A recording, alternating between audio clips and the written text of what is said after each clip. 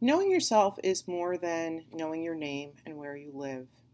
It's more than knowing that you prefer chocolate to vanilla. It's really about a deep understanding of yourself. And this deep understanding allows us not only to express who we truly are to other people, but to know how we function and how to improve. In other words, how to be successful. Or, in even other, little cheesier words, how to be the best us we can be. So, who are you? Psychology today has narrowed it down to 6 building blocks, or our vitals. Our vitals are our values, our interests, our temperament, our around the clock activities, our life mission, and our strengths. Values are really what help us inform our decisions. Whether we value creativity, kindness, or financial stability, it is these values that drive us. Keeping them in mind is what motivates us to keep going, even when we may be tired or feel like giving up. With school, one of your values probably is to graduate with a degree or receive a certificate. It's that ultimate value that should motivate you to continue on the path through school to reach that particular goal. We've all heard some variation of the quote, to do what you love and you'll never work a day in your life. Variations of this quote have been attributed to everyone from Confucius to Mark Twain. And there's truth in this.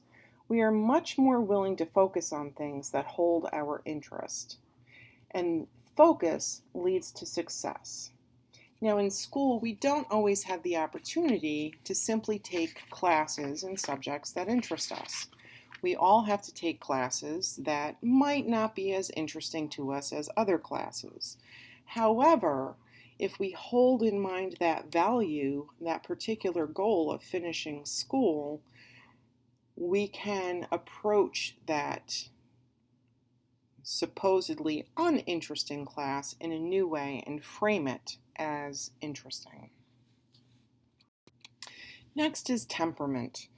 Temperament really is our set of inborn preferences. Are you an introvert? Are you an extrovert? How do you go about making decisions?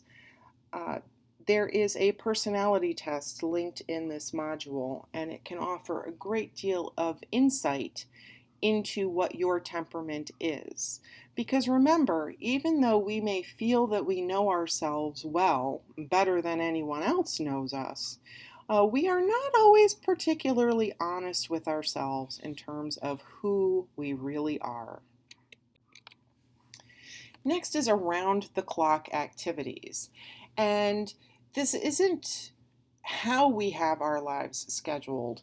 This is really to force us to ask ourselves when we are at our best. Are you a morning person? Well, if you are, morning should be when you do your most important tasks. If you're a night owl, leave your stuff until late at night to get done. Everyone has a different circadian rhythm. You know, the times of when we feel most awake, when we feel tired, when we feel refreshed.